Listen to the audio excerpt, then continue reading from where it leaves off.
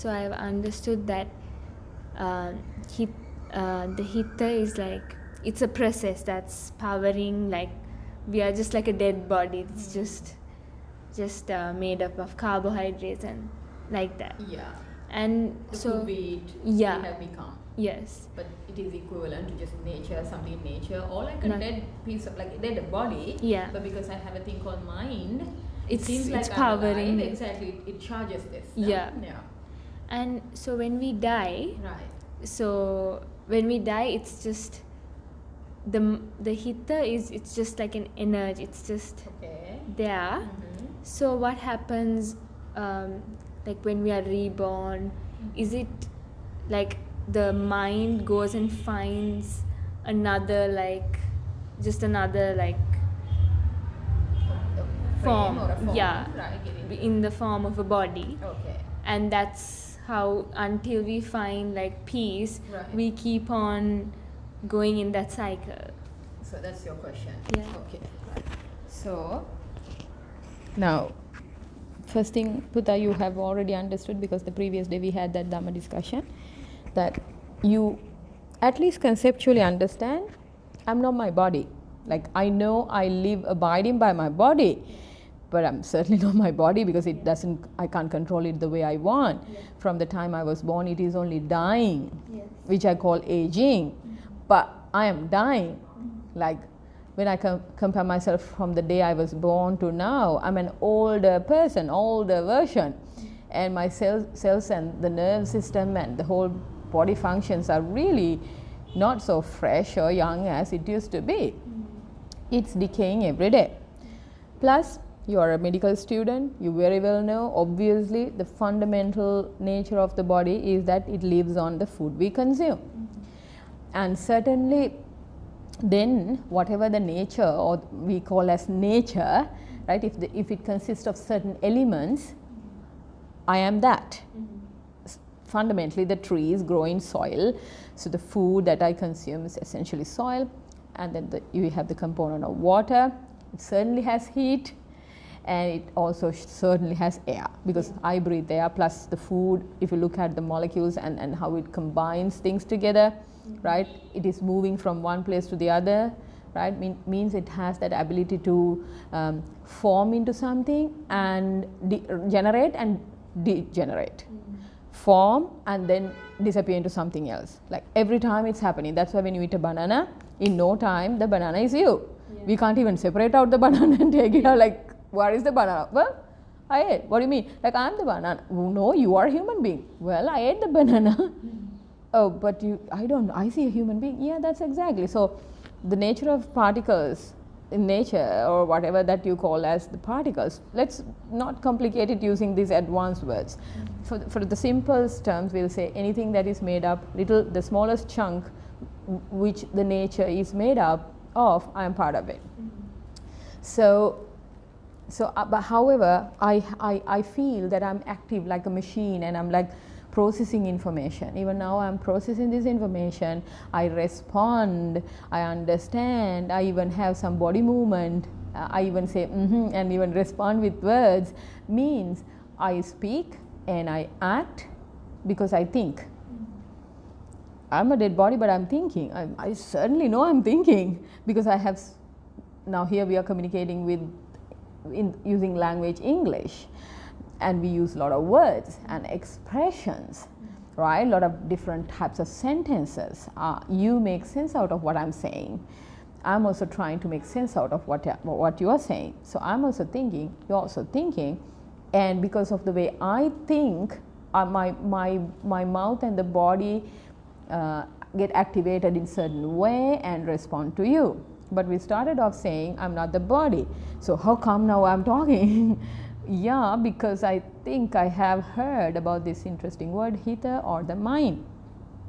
So it seems like, oh, right, because I have a mind, I know that I'm kind of here, and I'm different to this teacher in front of me. I'm asking a question, she's answering.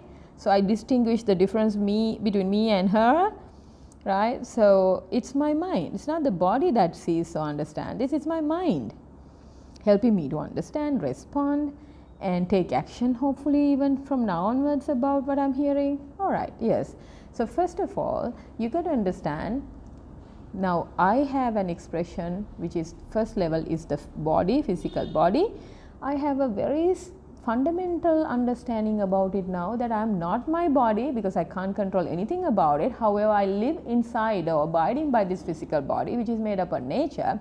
Then I also certainly understand I have this thing called I have another variable which is like a kind of a activation process, which is simply like a process, very active. This enables my body. Oh, I call it my mind. Like I am so and so, I am Tarukshi, right? So what is it? Like, oh, I'm using my mind to speak the words. So it's mind. Now you got to understand with that. It is what? Something that happens right now, right here, and I'm experiencing myself using my mind. And I use certain set of words to express who I am, whatever I'm seeing, hearing, feeling, tasting, smelling. So anything I'm experiencing through my body, I am experiencing it, kind of seems like I'm experiencing it because I have this thing called mind. Does that make sense to you? Correct. Now, let's try to understand, okay, you have the body, you have this mind. On a very fundamental level, it is a process, whereas the body seems like a static thing. I mean, like particles. But mind seems to be kind of force. You use the very nice word like energy. Use the energy, but maybe the ideal word is that your body has energy because you consume food, and that food has certain energy. That's why you have the capacity to move it certain way, right? But mind seems to be the what? The activator of it, isn't it? So seems like mind is the forerunner, right? Like let's say that you don't want to move your body at all, or you didn't eat anything. Even if your mind wants so much, sometimes if the body doesn't have a single bit of like energy left, right, or it was given a very strong medicine, or you were anesthetized, right, like you can't, right? Mind is waiting to do something, but it can't. It can't even lift the hand, or it's numb. Okay, so mind seems to be the forerunner. So it's more like what? An activator or force, like an unseen force. I wish I can see my mind, but I can't. It seems to be traveling all the time from here to there, from one idea to this, and it seems like I can't get control over it. So it's more like a force. You see, but your body certainly has energy. It can be high, low, medium. That is what has energy, because that is what lives on food. So it's a force. Let's say it's a force. It's an activating force. Now we also have to understand, I have a mind and a body. Now, how can I say that there's a dead body? Like, I'm a medical student. Have you seen dead bodies? Okay, fine. So they also have 5 senses. That's certainly a body, let's say just after accident or something like that. It was brought for you to investigate and learn something. I mean, imagine, well, perhaps the body heat is still kind of there, but maybe it is body heat as in temperature, right? So even if it is minus 21, it is a temperature. So regardless the degree or the number, it's a temperature. So doctors declare this person is dead, right? But you see a full human, and you, of course, because of certain parameters, you declare they are dead. But how on earth you say, like on what grounds you say this person doesn't have a mind, right? And in fact your question was like, after that, like, is it going somewhere, right? Is it like trying to get into some other form? Who knows?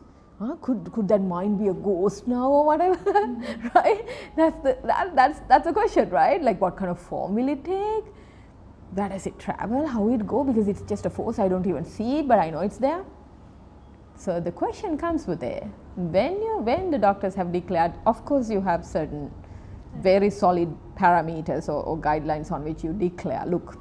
But there have been enough cases in the medical history around the world. People have been declared dead, and they have like come after the dead, like from dead, in fact, not another different version, like a different personality, but the same person, like 1.5 hours apparently there, and the person is back, right?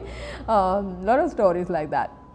So that's why in India and all that, even in Sri Lanka, maybe some old traditions that they do just when they really declare a person is dead, they do something with the body that ensure that it is fully dead. Like some religious practices, they burn the body then within the same day, right? So because after burning, you know, the person will never come back.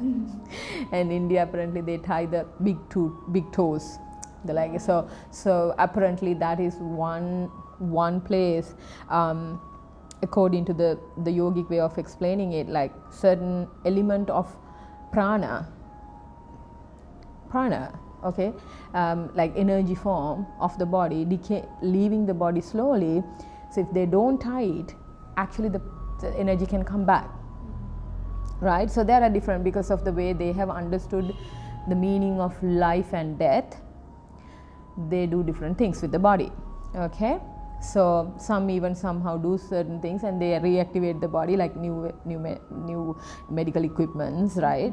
Like recently I saw a video about a near-death experience. This lady had been completely out of the system for 1.5 hours, 90 minutes, right? So she was back because they also kept on working on her. They really felt she has to come back. She was also in a different realm watching the whole episode, but actually had completely left, but had an opportunity to come back and tell that story to the world. So anyway, so now we have to understand, when we know, when we see a dead body, we say, oh, this person is not thinking, but it's same like me, I mean, it's a human form. That means, Buddha, even for the mind to act or get activated, to act like a force that enables the body, you need to have what? The thing called prana, or life force. So we use the word consciousness, right? So one must be fully alive, and they have a thing called mind, and they have a thing called body. So can you say that they're like kind of 3 variables? Okay, so what is different, me and a dead body? So that first important variable has left. Yeah. So mind could be there. Well, we don't know. Yeah. We really don't know. Yeah. We can only assume. Why? Yeah. They're not speaking. They're not acting. How much ever we try to, like, you know, trigger, stimulate, we do many things. So the person does not talk, does not act.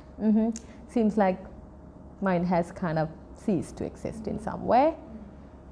And suddenly they don't have no life, exactly, but I have life. So because we are alive, we recognize the mind and the body. Okay, right. So now the question, whether there's a permanent static mind that travels from one body to the other, is it the same consciousness of vijnana, like the word soul people use, right? Is it the same me traveling from one place to the other? All right. Yeah, that's what even in Buddhist stories, like even Buddha says, like, in this life I was this, in this life I was this, but then he also declares, like, there's no me. I don't get it. Right? Fair enough, right? Okay, now this is a very deep question you ask. So I'll try to, however, give you an answer which is very simple, because you have to do your own investigations later on and come into a full realization of what I have explained to you. All right? So I will say things in the most simplified way for you to understand this deep phenomenon, because I can see that you are capable enough to understand, right? So now we understood most sort of visible variable with the body, then really not there, but we can feel that's the mind. But I can't do anything with those two if I don't have this thing called life, or life as energy, or consciousness. So that seems to be like the first me, like all are me, right? But this seems like a very important me. If that me is not there, I'm not even here to talk, right? Even in ghost version, I'm not there, right? If I don't have that sense of me. Okay, right, good. Now, this is what happens, Tarukshi. So, that's why I said this is like, you need to understand many other things before this. However, let's give our best to sort of explain it to you in a very simple way. So, the thing called consciousness, we know we are alive, right? But can we kind of see or identify consciousness? No. All I know is that I'm alive. Because I'm alive, and now I have this thing called mind, which is like a force that kind of enables my body. I know I'm alive, and I think I'm alive, and I think and act accordingly. Right. So, the first variable of the sense of self, which is me, the consciousness, actually it is not seen, it's not felt, it's not touchable, it doesn't have any presence whatsoever, it's like empty place. But that is the first sense of self from which I get to know the mind and the body. Because that aliveness I feel. Okay, right. Then you have this mind, which is a process, and there are different levels in which the mind operates. So you speak, you act, and if you look at the body, there are fundamentally externally appearing, there are 5 ways in which I will connect with the external environment physically, and then make sense out of it, give meaning to it, and then speak and act accordingly. Those are, I say that I'm seeing. So I think based on what I see. Yeah. I speak based on what I see. I act based on what I see. Especially when I see and I think according to what I see. Therefore, because of the way I think about what I see, I act and speak. Then I have this thing called hearing. I mean, I have an ear, and seems like that little gadget sort of get frequencies. And when I have those frequencies coming and hitting my ear, I say I hear. And I think I hear. Accordingly, I speak and act. Then I have another gadget right in the middle of my face, which I call nose, that actually can what? Inhale, and it sends fragrances, good or bad fragrances. Okay, then I say I smell. Based on what I smell and how I perceive, I say things or I do things. Okay. Then I have my mouth and the tongue. That also very different gadget. It takes in data in a very different way. It touches certainly the food, which is the key thing that makes my body. So it touches. When it touches, I say I taste. Certain taste I perceive as good and bad. So based on how my mind perceive, I say things and I act certain way. I would say I don't want this food.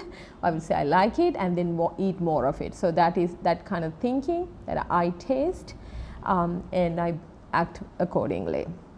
Now there's another very important center in your physical body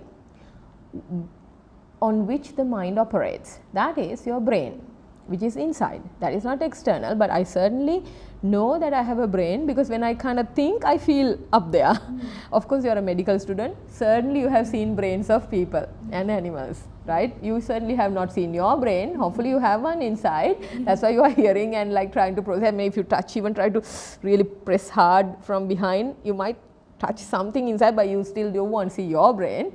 Certainly you have seen others' brains, right? Especially being a medical student. So hopefully the same gadget is in your system. Anyway, what does that do? It does a very complicated processing compared to other 5 senses. It helps you to think in a particular way, like process information that comes through the 5 senses, isn't it?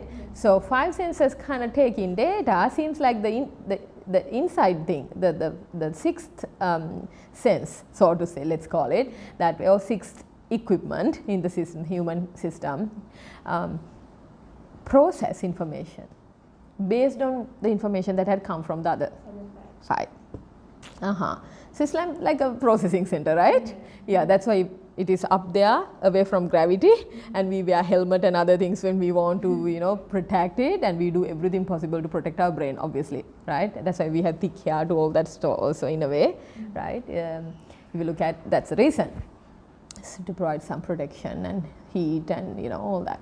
So then you have the sixth sense inside your sixth center of your system, which has the capacity to process information. Okay, so now you have 6 activities of the mind that way. It sees. If you say I'm seeing, it is an activity of your mind, because you have a thing called mind that happens, but the apparatus through which the data is taken is your eyes. Then you say I'm hearing, so hearing is a process. Then you say I'm smelling, so it's a process. Then you say I am tasting, it's a process. Then I say I'm sensing, I can feel, like feel not as in inside emotions, also you say feeling, but you say like I sense certain things on my body, the touch and all that, the tactile sensation you call it. Yeah, so all right, I say I have that tactile sensation. Okay, then I also say I think, or I remember, rather I remember. Let's say when you meet me, you recognize me as JayaShri Maathaa because you once met me. Then if someone said this is her, and I also introduced myself, and then you remembered. So this information is in your brain. So when your eyes get in contact with me, spontaneously you remember that label and you say, hello JayaShri Maathaa. Okay, so remembering. So what are the 6 processes of the mind? Like what we call as mind essentially is seeing, hearing, smelling, tasting, tactile sensation, and remembering. And inside you have the brain, which is internal like a center, processing center, and externally 5 senses. Those are also processing, seems like centers that who processes something, right? Like eyes generate, it seems like eyes generate what do you call images. Ears generate the thing called sounds. Nose generate the thing called smells or fragrances, smells fundamentally. And the mouth seems to be generating the thing called taste. And the body seems to be generating the thing called tactile sensations. So can you see that all these centers, 6 centers are processing, like producing something, but it can't do it like a dead body on its own. It does it because this middle mediating force called mind. But we cannot even think of getting things done and living a life with these 2 if I don't have my life or consciousness, right? I am aware that I'm seeing. I am aware that I'm hearing. I am aware that I'm smelling. I am aware that I'm tasting. I am aware that I'm sensing something. I am aware that I'm remembering something. So, being aware is the function of that first me or the consciousness. Because if I was never aware, would there be even a me? Yeah. Okay, right. So, you understand this in a very kind of simple, maybe you have a mental picture of the 3 variables, how it's working, right? Okay. So, now, you asked me an interesting question. So when we die, where do we go? Do we really go like me going somewhere? This is what happens, darling. When you see something for the first time, it's called a pure seeing. A pure seeing means just this physical apparatus called eye getting in kind of contact with an external object. So just a pure, like it's not even a seeing, of course, because the mind is there, it thinks that I'm seeing, but what actually happens is this physical apparatus, which is called the eye, which has what do you call this? Lens, exactly, right? Lens. So there is a what? Because of the light falling onto the object outside, it kind of reflects on this lens. Then we know inside we have a processing center. So initially, say like for a baby, because they have no information or they recorded in the brain, when they see something, it's brand new. So in our lives also we had what? those kind of brand new things that we see. And since there were no data in the brain, or the most important center which has sort of processing capacity, we could not, although we are aware that we are seeing, the baby is aware they are seeing, but they don't know whether they are seeing and what they are seeing. It is only a pure seeing. Yeah. S-E-E-I-N-G. There's no a seer or a seen. You get that? Yeah. Okay. So, what happens, darling? However, the same stimuli, imagine it get exposed. Think very simple. What would happen to this thing called processing center of the brain? Same stimuli hits. The same stimuli get kind of triggered to this physical apparatus. Surely, then the brain has some new information, which is what? Based on the previous seeing, I've seen it before, it is recorded. So, some familiarity is built. So, although the baby does not have what? A label to put, or how like open the mouth and express, they still will say wah wah wah and will kind of have a response towards a stimuli. They will say ma ma ma or something like that, and like pa pa pa, something like that. So, they will still what? Recognize, and still will put what? Some kind of mental fabrication to it. Yeah. But it initially started off nothing. It was only S-E-I-N, just a pure saying, like an act, just a pure act in nature. Later on, what happens? Several times this keep happening. Brain has now what? Stored new information about a sense of me seeing an object outside. So there's a seer, seeing, and what is seen. Yeah.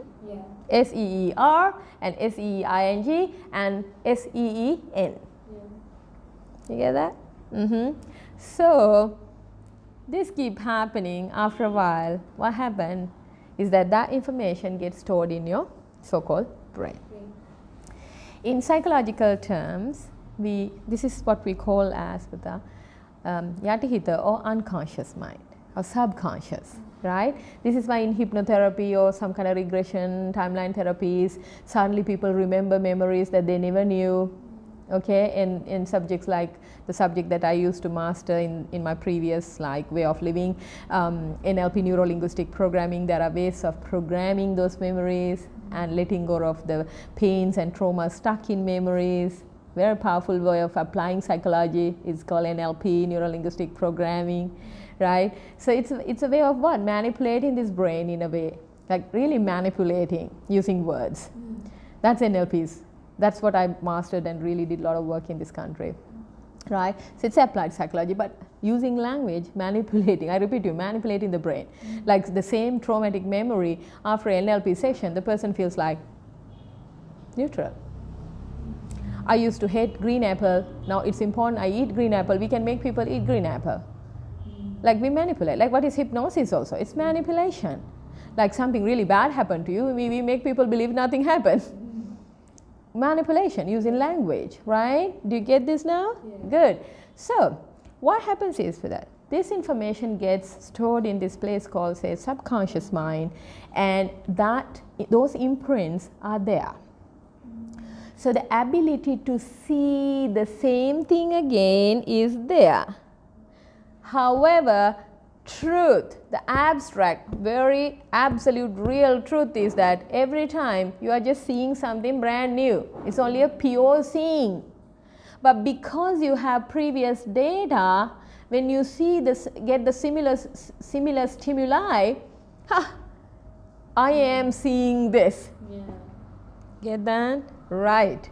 So what is this thing called rebirth or rebecoming? Whole story is that when the person loses the consciousness, like I lose my life, panayana, okay? So when that pana goes away, or the life force, like it's over, it's like the warranty card, right? When you come to the nature, become a part of the nature, you don't know how long you live, but you have you have this, let's say, expiry date on you, no one knows, but it is there, right? So this consciousness remains for a while, and then when it loses, right, do you think the energy that was stored, information stored in the brain, because of this thing called mind, do you think that just gets sort of disappeared? No, it has energy. That you said energy earlier. Now you understand your body is energy. So your brain is also what? Energy, and especially a center of data. So residuals of those data still there. And if it has not realized its true nature, especially that I, first I, so that you die without being enlightened. All right, that's why the discussion is here, right? So it was under the delusion that I am the body. So this person died liking the body, believing I'm the body, feeding the body. The whole thing, all the things he or she did was all about the physical body, maintaining it. So when this person leave or die, where the consciousness completely disappear into thin air, right? It leaves, let's say it leaves the body, that's how we say it.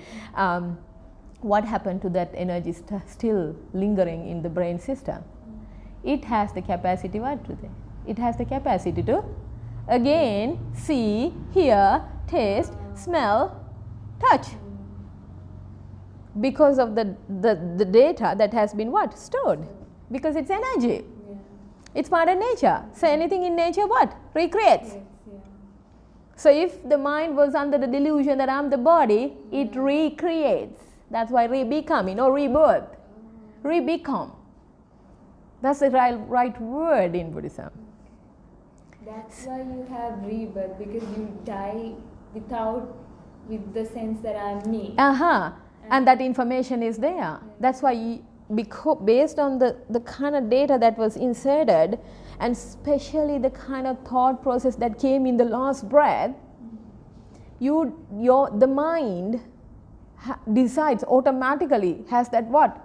A magnetic force towards recreating same experience. But can you be assured it's the human form or no? Because the last thought that I'm thinking matters a lot. So if someone has been thinking I am the body, there's no way that person will come into another human form. Because of that delusion and the greediness to this, most probably what? That's why in Buddhism we say, if you have not reached the first state of enlightenment, which is Sovan, that is the only assurance that you have, that you will have a human form. Because you have that freedom to think even in the moment of your death, and easily let go of your body, and hopefully have a very positive thought which gives birth in the Deva realm or a good like Deva or a human form. Because your mind is trained to think right thing. It doesn't fluctuate. It doesn't. It will at least choose. It fluctuates, but it chooses good thoughts. Because it knows I'm not the body, so it can easily what? Let go. But if someone is not, they're certainly going to get into this we call the Satarapaya, or the hell realms of non-sentient beings and animals. Some body, some physical body. So if there was like, let's say, a snake around at the moment of death, most probably what? That's what you see. You will what? Immediately the mind will get into that.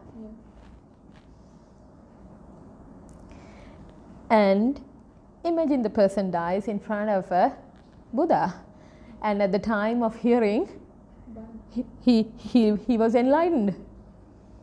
Fully enlightened, no becoming, done, right? There have been people like that. Just after listening to Bana, they were fully enlightened, and they died after half an hour due to an accident. They're over. There was no need for them to come back to a form, because they fully realized the truth. So there's nothing. I'm not the body, no, I'm the mind. Because it's only a natural process, hetupala, or like cause and effect. Because of the delusion, or we call the ignorance, in Buddhism we say avidya. So you are vidya, our student, right? You are a science student. So avidya is what? You not knowing the truth, ignorance. avidya, I am thinking I am something and I am the mind, I am the body. The first place we have to let go is the I am the body idea. Then I let go even I am not the mind, because I realize this is just a what cause and effect of this nature. It's a simple process. But because I have that thing called I'm aware, my consciousness, and that consciousness has no form, nothing, it has to experience with something. So whatever that it used to, due to avidya or lack of wisdom, whatever it used to perceive it to be, when it re-becomes, it takes similar form. Let's say someone who's at the anagami state, who fully understands there's no body, all these things you are doing to the body, which is the kamaloka, is like shit, like really shit that you have to spit on.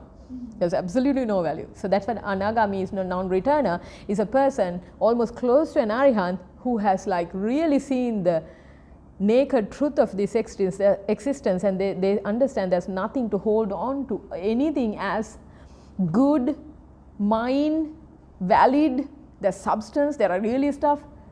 That's why they are called non-returner, because they have fully understood it. So if someone like that dies, what do you think will happen? Still I am there. Consciousness is there. Consciousness is not fully free from avidya. So what will happen to such a person? The literature or the preaching of Buddha is that obviously there's no body. He doesn't perceive a body, or she doesn't perceive that's the mind also, right? However it uses it. So they are the ones who will go to this thing, realm called Brahma, where there's almost no body, but the sense of self is there. However, not free from samsara. When their time is over, they still will come into a human form, and they will have to finish the job. However, if they have done really, like if their karma was so strong, they have really done enough capacity to become an arihant, at that realm, they can finish the task. Because the consciousness is there, automatically it will operate. But who's an arihant? Someone's gone, like fully. No, nothing. Nature. Nature. Nature. Simple as that. Who has just seen this is no life, no animals, nishabdo, nisatto, nisjivo, there's no life, right? Shunya, like it's empty, this sheer emptiness. Dhatu mataka, only some what?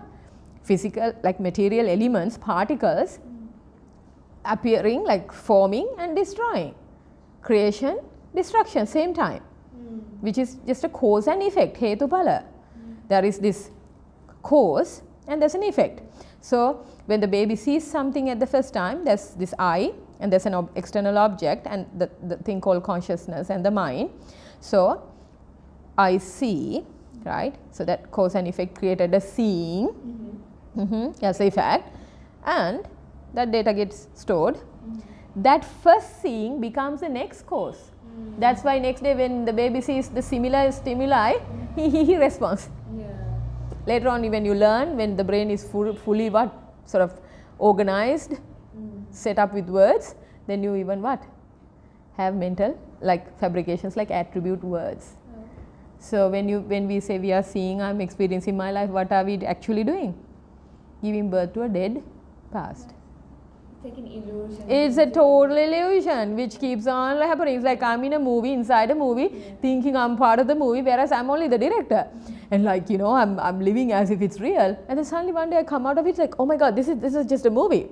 Fantasy world, right? Like we go to these theme parks, you get excited, some cry, some vomit, like you go through all this experience and you come out like as if, yeah, like I had fun. Well, same thing. It's a delusion. Knowing it, we have fun, right? But the thing is, people get what?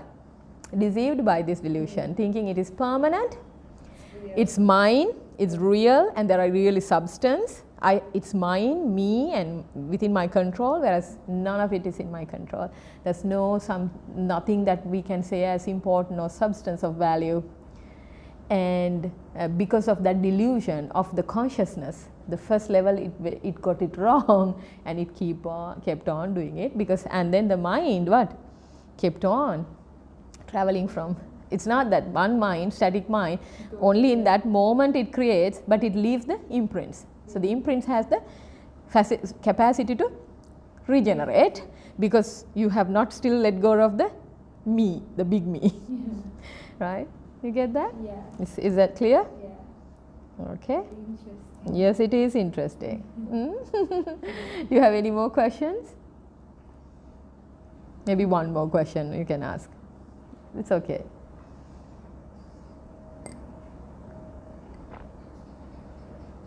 What did this discussion give you in terms of a thought process or a feeling or an idea? What it really gave you? What is the benefit you got after having this discussion? You must be honest with me, and young ones are very honest. So tell me. What I got is like, I understood how, like, I always wondered what it means, like, once you're Arahat, what it means not to be there. How do you not be there? And when you're there. Yeah, and how do you just disappear? And I understood how, like, it's just your, it's that you're in an illusion right now, and that when you come out of it, it's and it's all just nothing. Nothing. So, and you realize that it's nothing. And so you're fully aware. Yeah. So you are the one who call fully aware. Aware about what? The very nature of existence. Yeah. So when you come out of it, there is nothing. Nothing. Yeah. Then you have become nothing. Nothing. That big I, big me has become nothing. And it was always also nothing. Suddenly, after going all this while, after many births, suffering one after the other, living in this many dramas, like many lives means what? Yeah. Similar patterns. That's why even Buddha would say, okay, this life I was like this, I did this, then I still did paramitas, I did work like this, but I did something wrong. If you see even Jataka Katha stories, that's a pattern. Right? Yeah. Because anyway this consciousness was working towards something. Yeah. So but did he ever say like that was me? No. In this story, this character was the same me. Yeah. Character. Yeah. So he never said it was me, because you can't say it was me. Yeah. Also you can't say it is not me as well, because that was an impression once created. Yeah. Like a different version of movie. Yeah. Like say several versions in movies that it come up and same characters. Yeah. Right, until it said the end, but nowadays of course all the movies still have what? Second, third, and maybe 10th versions, right? Yeah. Even the most complicated movie Matrix has different versions, right? You get that? Yeah. So it's about like really being free while having the consciousness, like I'm not dead, no, I'm alive, I'm talking to you. So consciousness, like prana is there, like the breath is there intact, body is also there, mind is also there. So what's the difference? Because we are free, we can use it at our will. And you understand it's just particles, it's just absolutely, you got it. You almost got what? Enlightenment. You were just too afraid to say that word. Almost. Why did we say almost? This is called, Putta, for you, this knowledge is now still more at the conceptual level. Obviously, this is the first level of knowledge anyway. And then it becomes a natural my knowing, my real experience. When I see it by myself. You are seeing the truth through my eyes now. That's why teacher is the most important person in this whole process of life also. Conventional life also, teacher is the biggest deal, right? If you meet a good teacher, if you trust them, if you believe them, if you respect them, if you really care, if you love them, and if you really connect with them, you learn the subject well. But if you dislike the teacher because of your own judgment, you never learn that subject very well. You have to fight hard. Same when it comes to spirituality. You see the truth through my eyes. Because your eyes don't see. Your brain doesn't do a thing. I speak the word to you because you're ready. And now the initial, most important part is done. What will happen is one of these days when you are really ready, you means your particles, which is the body, and your mind, because of your previous patterns, and also your consciousness. I mean, that big me. When it is fully ready, the full system is really ready. the whole natural experience dawns upon you. The sun will rise, the light will come. In your own way, in your own time. We can't do that part for you. That you have to do on your own. That is what you will choose to do after reflecting this dhamma, or fundamentally the knowledge about existence. One of these days, when after reflecting a lot, and when you really come into terms with it, you will experience this dhamma or truth in your own life, because you reflect a lot. I mean, as a medical student, when you pass certain exams very well, you know that is the subject that you reflected most, try to remember most, right? You did not just idle it, your brain idle with it. You did revisions, you spoke to friends, you did a lot of work. I mean, obviously you passed that test well. Similarly, if you keep on renewing this memory, now this is memory for you, right? Yeah.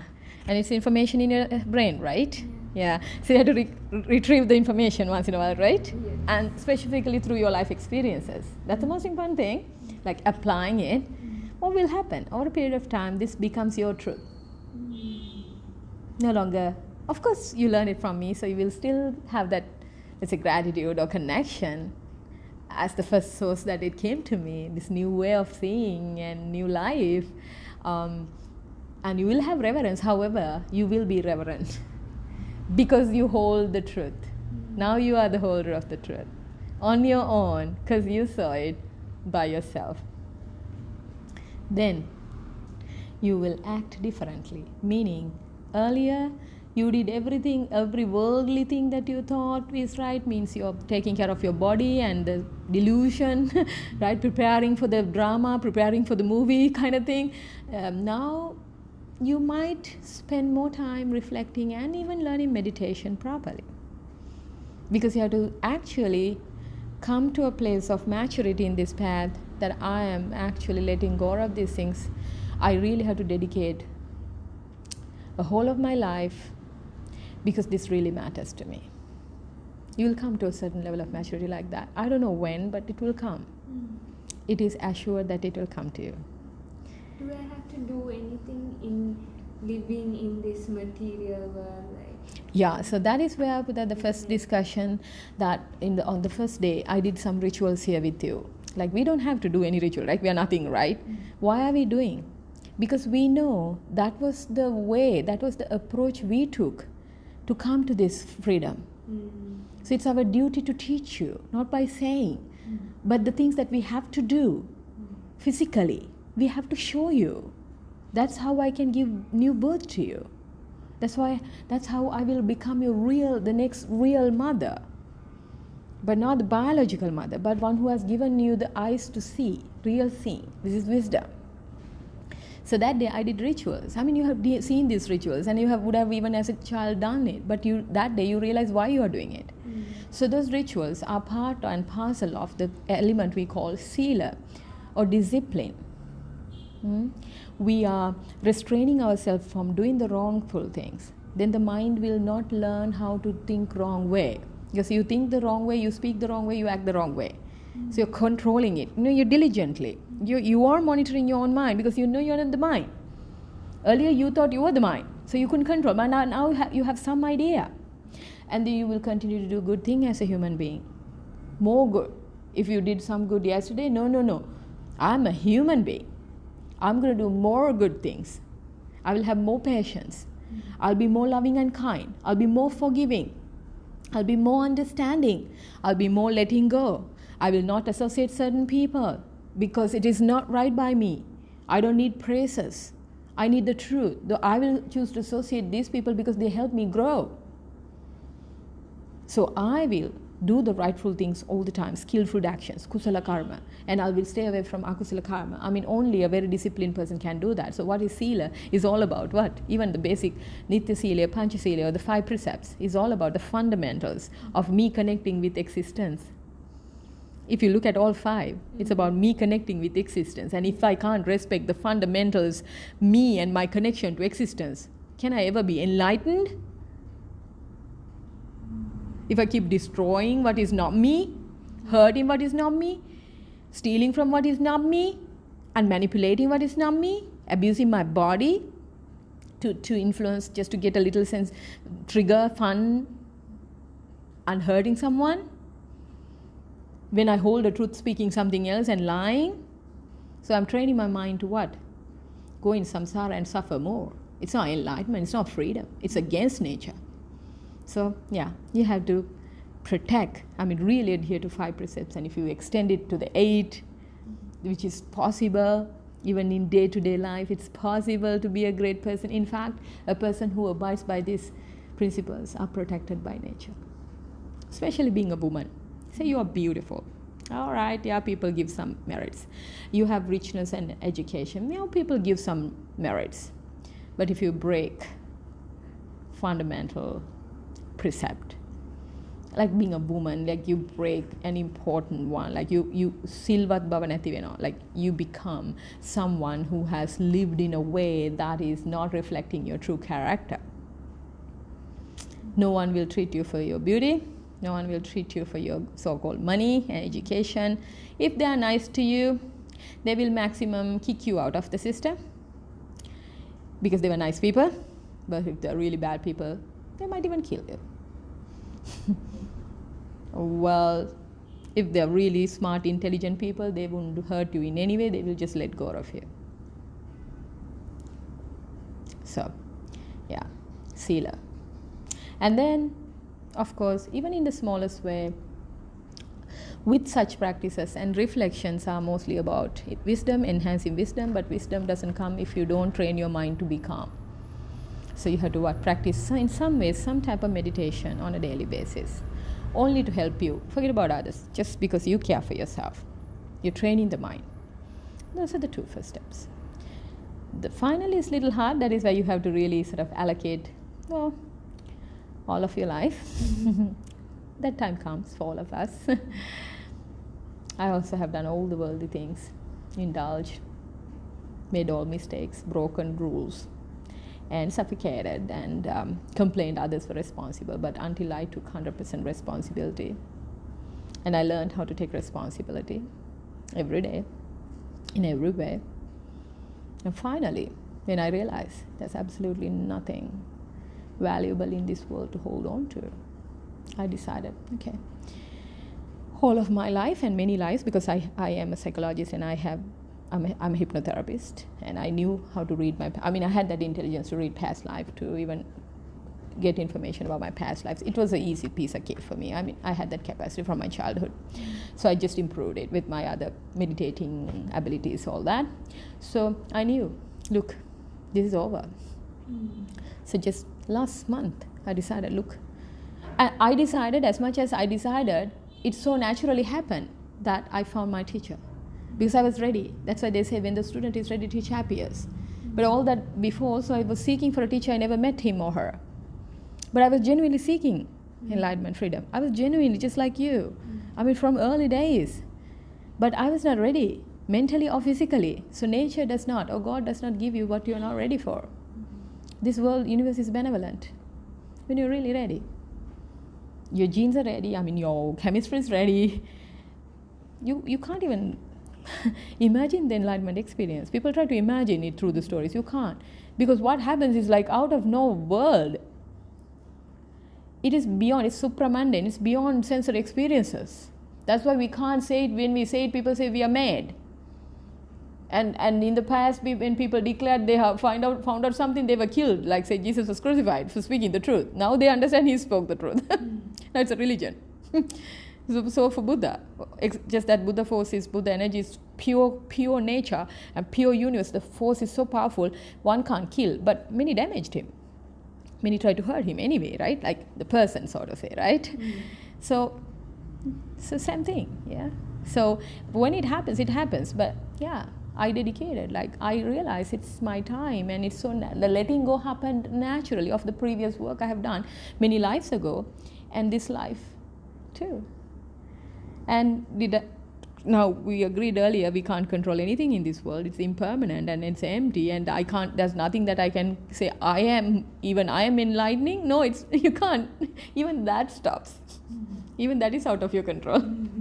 Of course, the the part you do consciously, of course that's me doing, like even last minute in that 6 hours of meditation I continuously did. Of course I have been in samadhi for even 8 or like a day or so, but like that last piece, you sit in the determination, look, this is done. I won't get up to feed my shitty body again. If I die, let me die. That kind of determination comes. And you sit because you have seen the truth, the right view. That's the Noble Eightfold Path. The first is right view. And then you've learned the right effort, and you know how to come to samadhi or still the mind. And then you realize the shitty truth about this life, and then you're like, look, I'm not going to wake up. I'm not going to stand up until I realize this. That's the last so-called effort you put in. And your time by nature, also we call the kusala balavat vela, your time has come simple. And it just happened. You don't do it. You do what you're supposed to do anyway, like the meditation or practice of the vidarshana. You do that inside. We can't say you don't do it. At least putting effort is you're putting. But finally you let go of that also. Because that is also something you have to let go. There's no person being enlightened. You see that? Yeah. And even so finally you laugh at the whole irony of this thing, like, oh shit, what was I doing even in the name of enlightenment? You let go. You see that? Clear? Enlightened now? Yes. Right. So පුතාට මේ වහලා හිත සැනසුණා නම් සතුටු වුණා නම් සාදුකාරයක් දෙන්න. So we invoke blessings now for your parents who guided you here, and all the parents you have had in your life, in the past lives, your teachers this life, and all the teachers from all the lives that you know and don't know. We think of your relatives who are living, who contributed to your life on earth, and those who are not living, who have diseased and gone, but they still kind of have interest over you because they were also living in a delusion like the way you used to be. But they did the best. However, they did not free their mind from the existence. So maybe they are waiting to receive blessings so that they can also go into a form, a human life, to hear the dhamma of Buddha from a living teacher and to end the continuous suffering of this recurring process which we call samsara. Because of the delusion, the beings are running in the same place thinking they are living a life. It's like a squirrel, running inside the cage in the same place. That's exactly how we can explain samsara metaphorically. So many beings are stuck because of their mind, and it's not free because of the delusion and ignorance. So we think of all those, your relatives and those who are connected to you, and we intend to invoke blessings to them. Also to the devas, the unseen realm, but the most evolved realms, and beings who are sentient, who wish the well-being of you, mankind, and the Sambuddha Sasana, or the progression or expansion of Buddha's messages. So there are these sentient beings, which we call devas, in those higher realms, who are very much interested in facilitating these kind of Dhamma discussions and protecting and guarding the people who preach the Dhamma, and protecting and guarding and supporting the people who listen to Dhamma, because they are good human beings. They are putting the rightful effort to do the most right thing as a human being, that is to be enlightened during this lifetime. Think in this way and chant those gathas that we have in tradition, starting from Idamme Jnatina, then Ettavatacha and Akasatacha. So when we use those specific language, which is Pali, it helps activate the right codes, right energy that can be actually received by the other realms. That's why we say this in English. Our intentions are pure. However, the traditional practice is very important, Putha. Do you understand that? Yeah. So you can now chant those gathas. Let's do it together. Idamme ñāti nang hotu sukita hontu ñātayo. Idamme ñāti nang hotu sukita hontu ñātayo. Idamme ñāti nang hotu sukita hontu ñātayo. Ettavata cammehi sampadam punya sampadam sabbe devanumodantu sabba sampatti siddhiya. Ettavata cammehi sampadam punya sampadam sabbe bhutanumodantu sabba sampatti siddhiya. Ettavata cammehi sampadam punya sampadam sabbe sattanumodantu sabba sampatti siddhiya. Ākāsattā ca bummata devānāgā mahiddhikā puññānthaṃ anumoditvā ciran rakkhantu sāsanam. Ākāsattā ca bummata devānāgā mahiddhikā puññānthaṃ anumoditvā ciran rakkhantu desanam. Ākāsattā ca bummata devānāgā mahiddhikā puññānthaṃ anumoditvā ciran rakkhantu mam paranti. May the noble triple gem bless you. Sielu loka sielu sattvayo niduk veva nirogi veva sopat veva. May all beings be well, happy, free from all suffering, and be enlightened.